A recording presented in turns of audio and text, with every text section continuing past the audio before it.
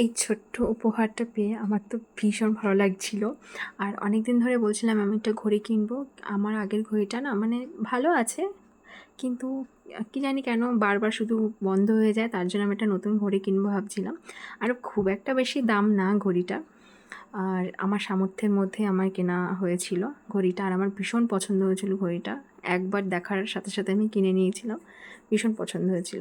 আর হ্যাঁ, আমার হাতে এতগুলো লোম দেখা যাচ্ছে, তাই অনেকে আবার নাক সিটকাতে পারে। তো বলি আমি ওয়াক্সিং করি না, তার জন্য স্বাভাবিক সবার হাত পায়ে লোম আছে, প্রত্যেকেরই। যারা এখনকার দিনে তো সবাই ওয়াক্সিং করে, অনেক মানে সবাই বলবো না, আবার কিছু কিছু আর কি মানুষ, তো তাদেরকে বোঝা যায় না। বাট আমি ওয়াক্সিং করি না, বা আমার মতন যারা ওয়াক্সিং করে না নর্মালি থাকে হাত পা, তাদের লোম তো বোঝাই যাবে।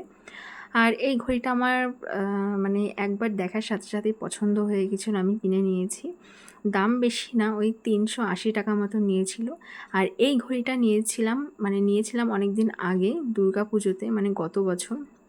এই ঘড়িটা আমার ভালো আছে, কিন্তু কি হয় একটু পরে পর মানে দুদিন ইউজ করার সাথে সাথে না ঘড়িটার টাইমটা বন্ধ হয়ে যায়, আবার ঠিক করতে হয়। আর ঠিক করতে গেলেই 90 টাকা 100 টাকা করে নেয়।